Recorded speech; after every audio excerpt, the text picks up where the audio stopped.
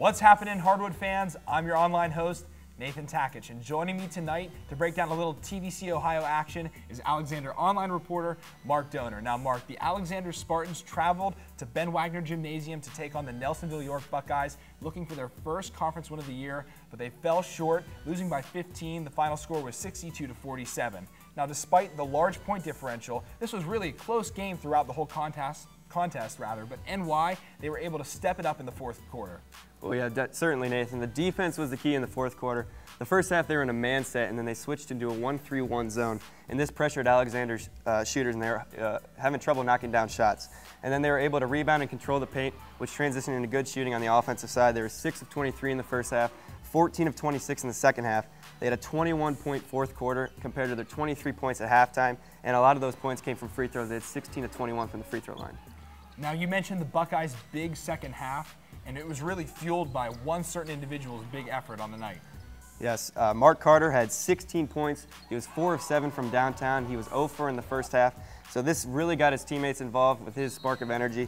They had 4 guys in double digits. Jacob Blake, 13 points. He had 7 of those points from the line, and the defense really stepped it up. We really got a big spark in the third quarter from Mark Carter.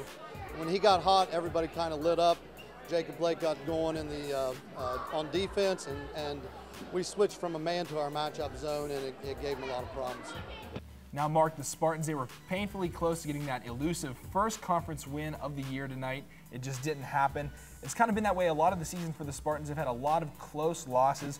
What are they going to have to do to get over the hump and get a win in TVC Ohio action? They're going to have to start closing games, Nathan. We've had a lot of games where they've been within single digits. They've played 3 quarters, but they can't really get over the hump in that fourth quarter like you mentioned. And they're going to have to get others involved. They have their star, Braden Jones, in number 24. He had 13 points, 10 rebounds tonight, but you can't rely on one player in high school basketball.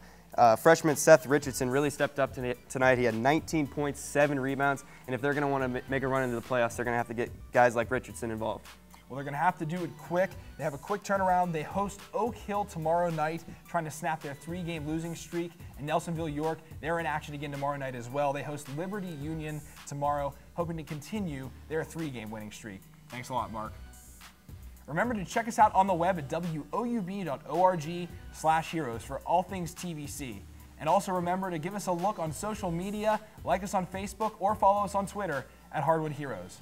And of course, remember to join host Graham Fugazi and the rest of the Hardwood Heroes crew at Sunday nights at 11 p.m. on WOUB. Now, I know that's pretty late, but if you miss us, don't worry. We re-air on Monday nights at 6 p.m., also on WOUB, right after Newswatch.